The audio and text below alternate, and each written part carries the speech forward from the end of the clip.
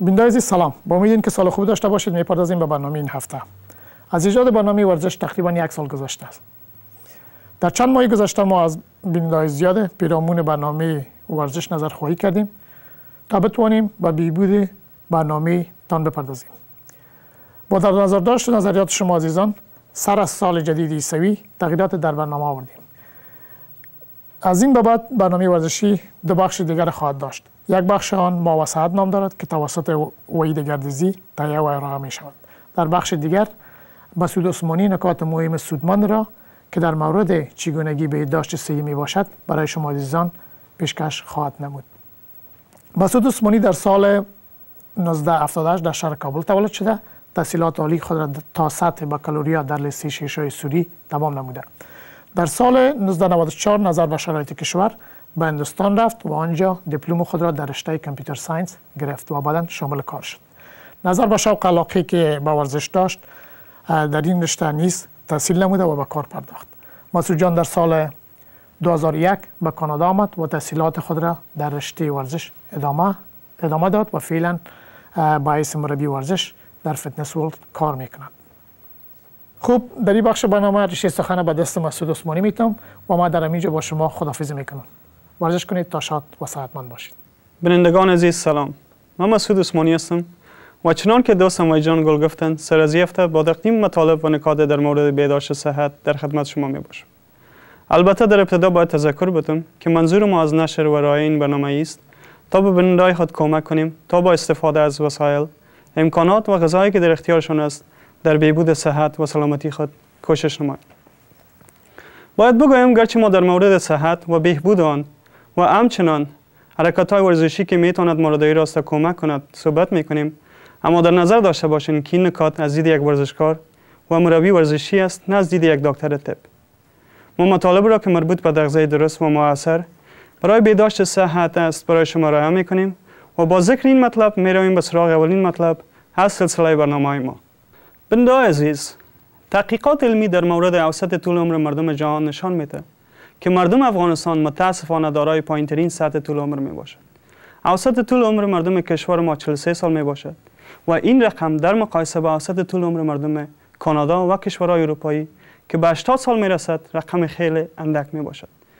دلیل این رقم پایان را دانشمندان ناشی از تاثیرات منفی جنگ و همچنان عدم دسترسی به امکانات لازم غذایی و نپرداختن منظم و ورزش می دانند. خب، اگر بعضی هموطنان ما در افغانستان با تأسف از امکانات لازم غذایی و شرایط درست برای ورزش برخوردار نیستند، ما شما که در کانادا و یا کشورهایی که از این مشکلات ندارند زندگی میکنیم باید از امکاناتی که در اختیار ماست استفاده درست کنیم. تأسفی که پیشتر ابراز کردیم 100 چندان خواهد شد اگر ما شما از این امکانات استفاده نکنیم و هیچ تلاش در بهبود صحت خود و اعضای خانواده خود به خرج ندهیم.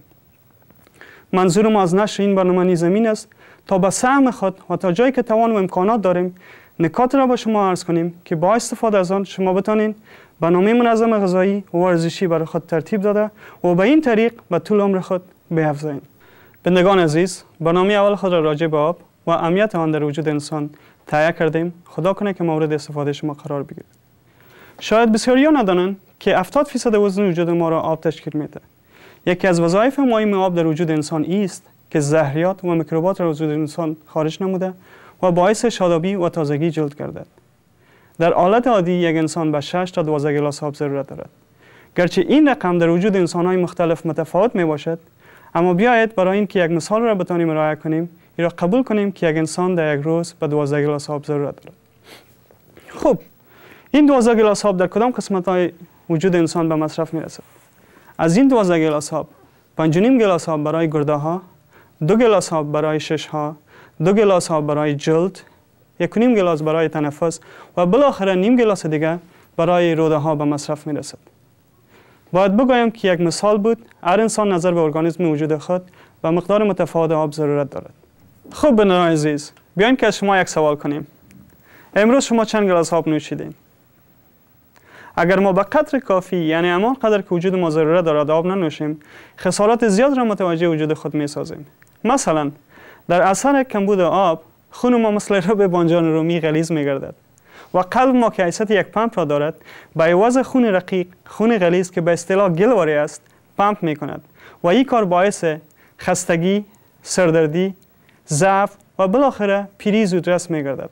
همچنان عدم مصرف لازم آب باعث زیاد شدن چربی در وجود میگردد، زیرا اگر به گرده ها آب کافی نرسد، گرده ها وظایف خود را به صورت درست انجام داده نمیتونند و بعضی از کارهای خود را به جگر میگذارد.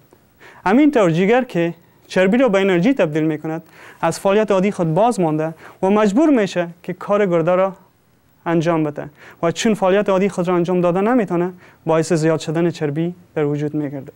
بینگان عزیز، قسمی که گفتیم هر انسان نظر به ارگانیسم وجود خود به مقدار متفاوت آب ضرورت دارد.